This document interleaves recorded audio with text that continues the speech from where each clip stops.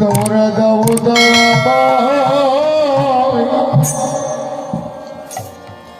চরণ ধুলি ওরে আর কি ভাগ্যে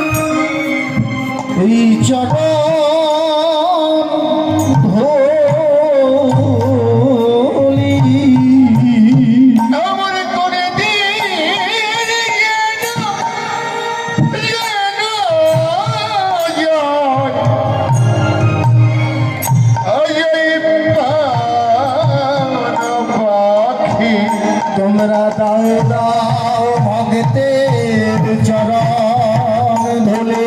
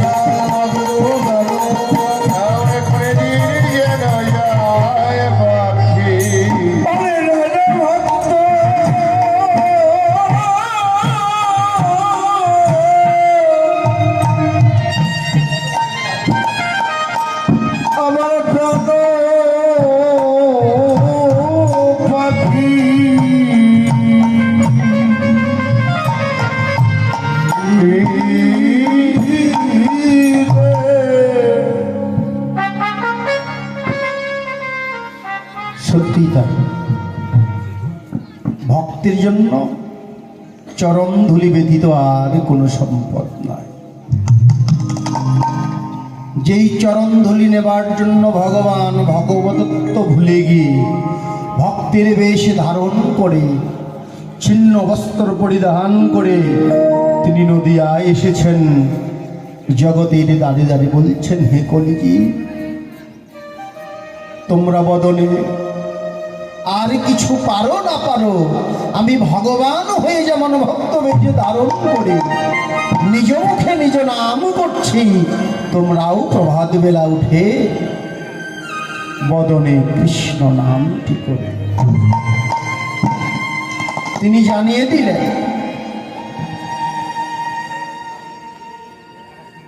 সংসারের কর্মের ফেরে পরে আমরা সেই জগৎ পিতাকে আমরা ভুলে গিয়েছি। কালকে আমাদের সভাপতি মহাশয় একটা কথা বলেছিলেন, খুব প্রাণটা আমার জড়িয়ে গেছে কথা শুনে। তিনি বলেছিলেন, আমি কর্মে বিশ্বাসী, ভাগ্যে নয়। কিন্তু পরবর্তীতে তিনি বুঝতে পারলেন মানুষ হতে গেলে, প্রকৃত মানুষ হতে গেলে এই প্রাকৃতিক ধন সম্পদের পিছনে ঘুরে মরীচিকার পিছনে ঘোরা ছাড়া আর কিছু নয়। একদিন সমস্ত ফেলে চিরজন্মের মতোই চলে যেতে হবে।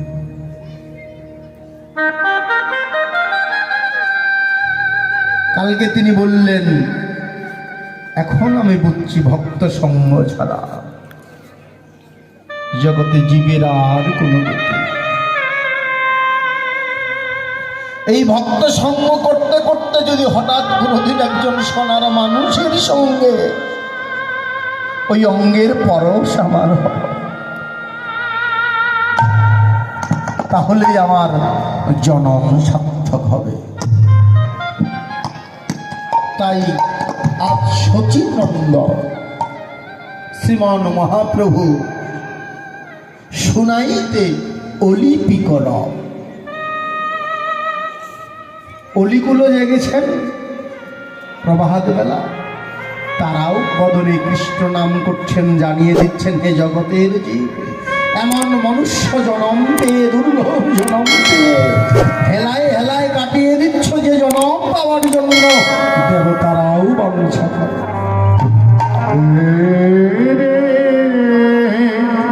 এমন দুর্লভ পেয়ে বদনে হরিনামে করলি না, চেয়ে দেখ ওই শ্মশানে, চেয়ে দেখ শেষে বিদায় বেলা বদনে হরি বল, বলো হরি বলে তোমায় নিয়ে যাচ্ছি। শেষের বেলাও তোমার হরি বিনা আর কোনো গতি। তাই তিনি কি করছেন, ওরে ওরে নয়ন মন ঝল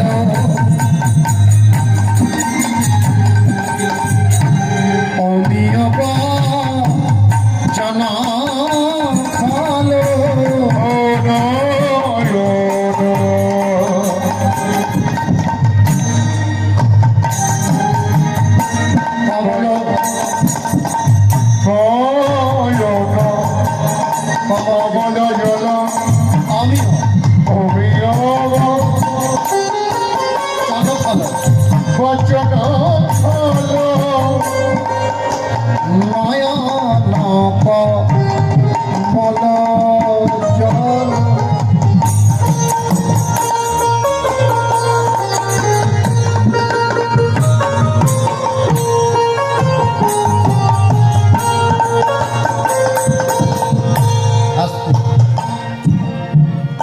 অসম্ভব, ছোট করে কথা শোনা।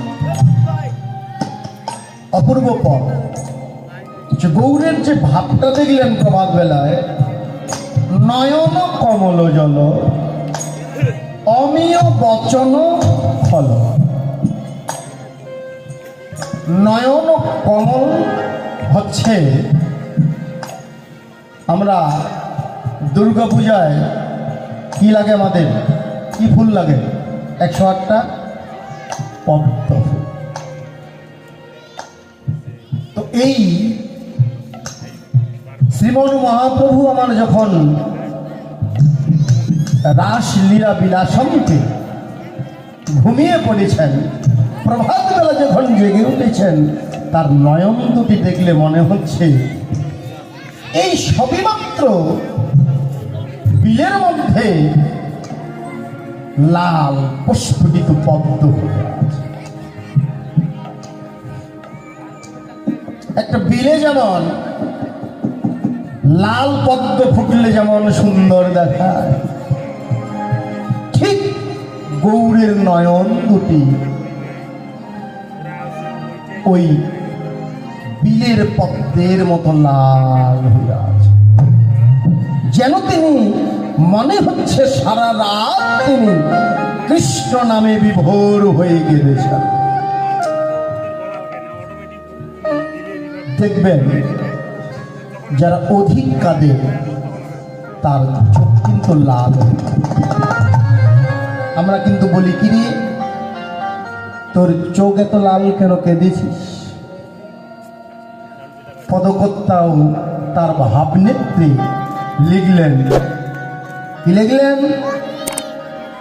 নয়ন কমল, নয়ন কমল জল অমিয়ব জন ফল।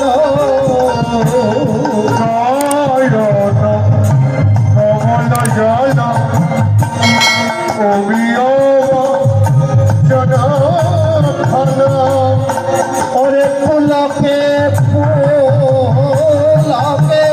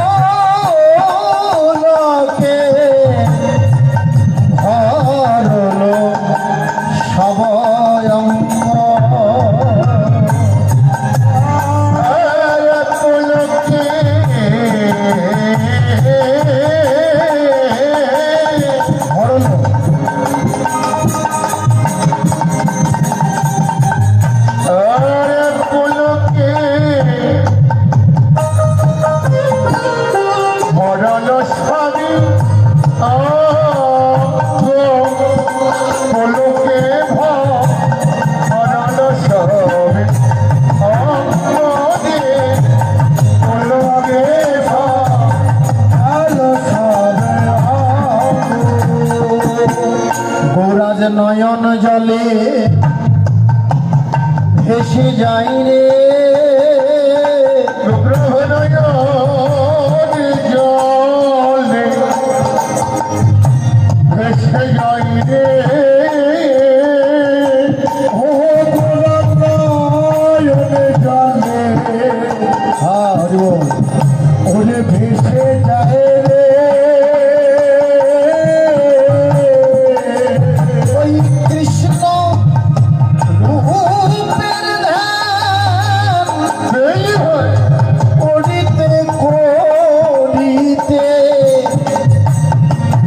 আমার নয়ন নয়ন জলে ভেসে যায় রে। কৃষ্ণ কৃষ্ণ নামের ধন করিতে করিতে ওর নয়নের জলে ভেসে যাই রে। কি বললেন?